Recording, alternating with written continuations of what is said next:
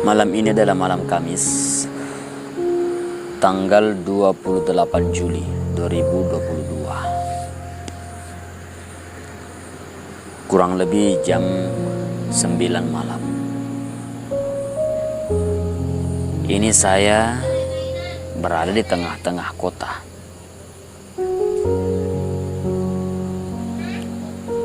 Namun, beginilah keadaan di saat malam.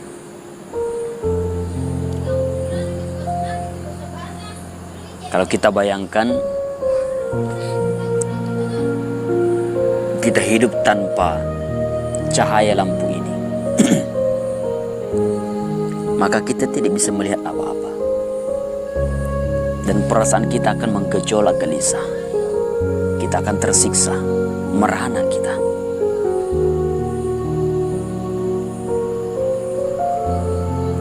Itu baru kita bayangkan gelapnya dunia ini. Yang gelapnya itu hanya sementara.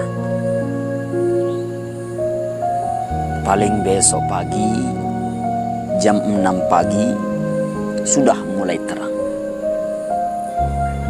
Maka kegelisahan itu, kegundaan itu, rasa merana itu akan hilang pun seketika. Tapi ketika keesokan malamnya tiba lagi, dan kita bayangkan tidak ada lampu lagi, tidak ada cahaya seperti ini lagi yang kita pakai. Ini saja contohnya, saudaraku. Saya berbicara di depan Anda semua. Saya menggunakan cahaya. Dan coba kita bayangkan. Nah, kalau kita matikan cahayanya, saudaraku,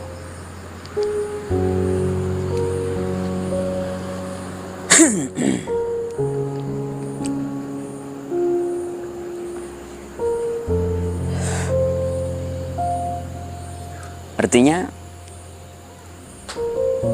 saya mengajak kita semua untuk sejenak merenungkan bagaimana kegelapan di alam barzah, di alam kubur.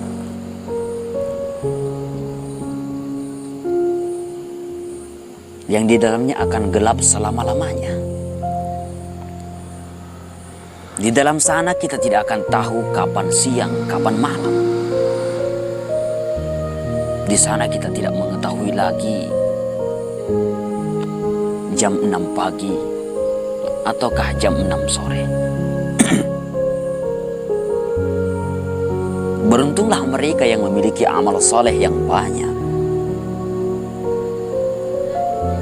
Yang kalau ditimbang lebih banyak amal kebajikan dilakukan di muka bumi ini selama semasa hidupnya.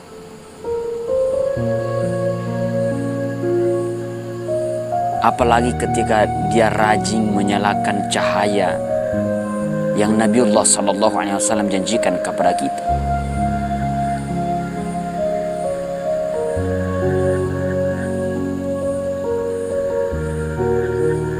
Ada yang mengatakan bahwa orang yang senantiasa menjaga sholatnya, maka Allah akan membuka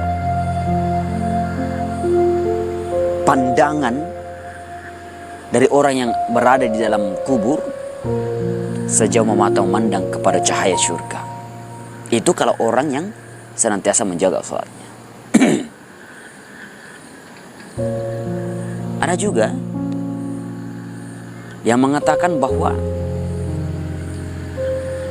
dengan senantiasa rajin membaca Al-Quran semasa hidup kita, maka Al-Quran ini akan menjadi cahaya di dalam kubur kita, sehingga tidak ada kegelapan. Coba malam yang sunyi, kita masih bersyukur karena kita masih di dunia, masih bisa cari lilin, masih bisa menyalakan lampu. Bagaimana kalau di hadapan Allah? Kita mau cari kemana, kita tidak akan mendapatkan cahaya kecuali cahaya pertolongan Allah. Maka wahai saudaraku,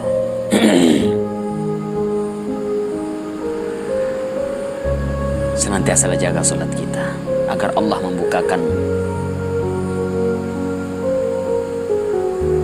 pandangan kita sejauh memandang ke surga, sehingga nampak cahaya surga ke kubur kita.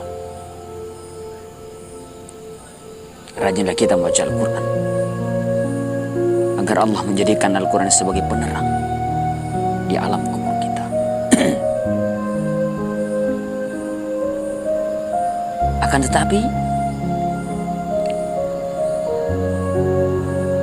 ada juga yang menyadari hal demikian, bahwa Al-Quran adalah penerang di alam kubur. Salat adalah pembuka pintu pandangan kita ke dalam surga, sehingga Allah menunjukkan, menampakkan cahaya surga ke dalam kubur kita, sehingga tidak terasa gelap. Akan tetapi banyak juga yang masih enggan untuk melaksanakan semua ini. Entah apa yang menyibukkan kita, entah apa yang menyebabkan kita lalai dari semua ini, entah apa yang menyebabkan kita sehingga kita enggan untuk mendirikan sholat, membaca kitab kita, Al-Quran kita.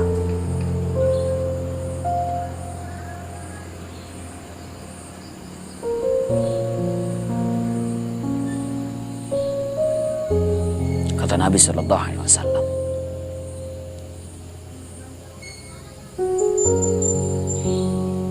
as-salatu miftahu kulli khair. Salat ini adalah pintu segala kebajikan.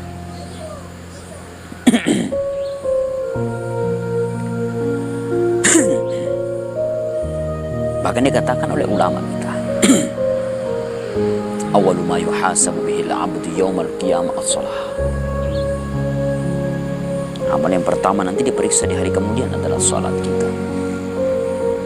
Wa in saluhat saluha sa'iri amalihi. Ketika salatnya bagus, maka amalan yang lainnya akan ikut bagus. Wa in fasadat. Akan tetapi ketika salatnya ini rusak, buruk, fasadat sa'iri amalihi, yang lainnya pun akan ikut rusak. Yang amalan-amalan yang lain akan itu ikut buruk.